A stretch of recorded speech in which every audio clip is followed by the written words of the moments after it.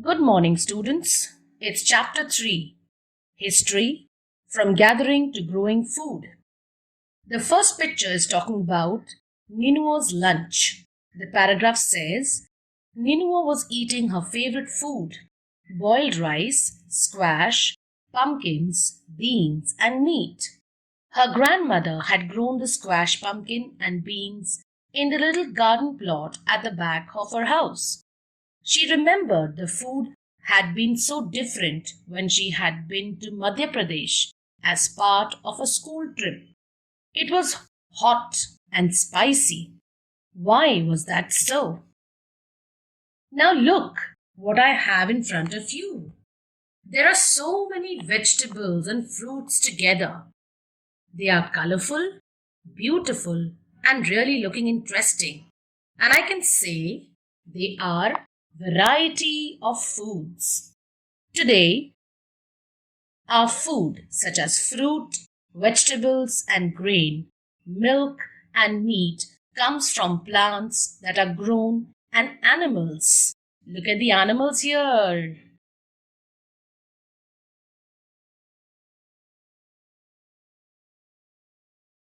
Different plants grow in different conditions. Rice, for example, requires more water than wheat and barley. This explains why farmers grow some crops in some areas and not in the other areas. Different animals too prefer different environments. For instance, sheep and goat can survive more easily than a cattle in dry, hilly environments. But as you saw in chapter 2, women and men did not always produce their own food. Moving on to the next paragraph, it says, the beginnings of farming and herding. We have seen in chapter 2 that the climate of the world was changing, and so were plants and animals that people used as food. Men and women and children probably observed several things. The places where edible plants were found, how seeds broke off stalks, fell on the ground, and new plants sprouted from them. Perhaps they began looking after plants, protecting them from birds and animals so that they could grow and the seeds could ripen. In this way, people became farmers. Women, men, and children could also attract and then tame animals by leaving food for them near their shelters.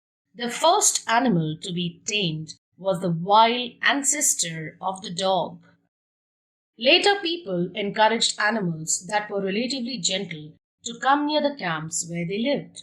These animals, such as sheep, goat, cattle, and also the pig, lived in herds, and most of them ate grass. Often, people protected these animals from attacks by other wild animals. This is how they became herders. Next paragraph tells me domestication. Domestication. It's not simple word, but yes, something interesting in front of you.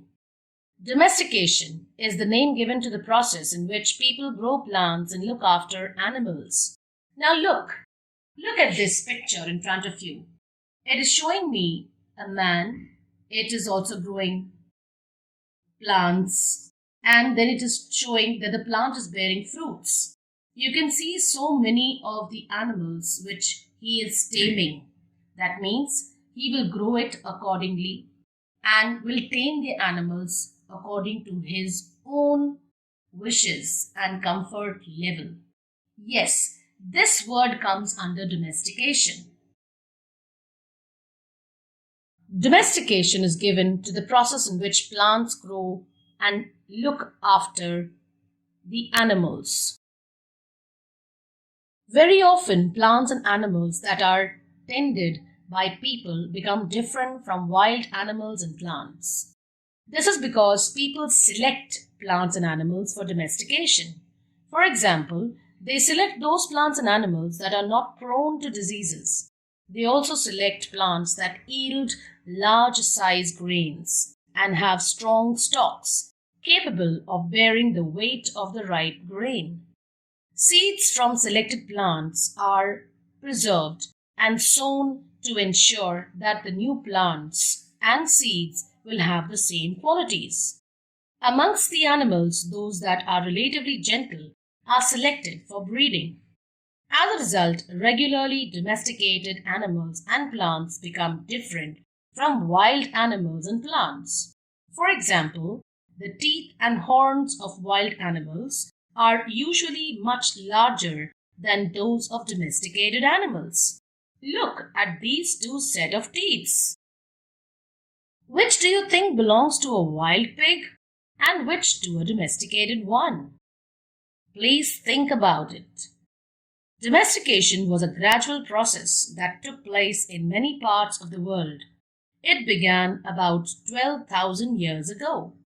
Virtually all the plant and animal produce that we use as food today is a result of domestication. Some of the earliest plants to be domesticated were wheat and barley. The earliest domesticated animals include sheep and goat. Look, children, what I have in front of you. You can see it's a small plant. And yes, it'll take time to grow. Moving on with the next paragraph, it tells me, and the heading goes, a new way of life. If you plant a seed, you will notice that it takes some time to grow. This may be for several days, weeks, months, and in some cases, even years. When people began growing plants, it meant that they had to stay in the same place for a long time, looking after the plants, watering them, weeding, driving away the animals and birds. Yes, till the grain ripened, and then the grain had to be used carefully again. As grain had to be stored for both food and seed, people had to think of ways of storing it. In many areas, they began making large clay pots, or wove baskets, or dug pits into the ground. You can see a wove basket. See the basket? It was used by the people to store foods and grain. And yes, I can also show you that the grains were stored, and ways in which grains were used are like seeds, as food, as gifts, and even stored for various other purposes. As grain had to be stored for both food and seed, people had to think of ways of storing it. In many areas, they began making large clay pots or wove baskets like this, which I've shown, and or even dug pits into the ground. Pits means big holes into the ground. Do you think hunter-gatherers would have made and used pots? Give reasons for your answer, and yes, please think. Storing animals. Animals multiply naturally. Besides, if they are looked after carefully, they provide us with milk, which is an important source of food, and meat whenever required. In other words, animals that are reared can be used as a store of food. Apart from food, what are the other things that could have been obtained from animals? Please think. What are animals used for today?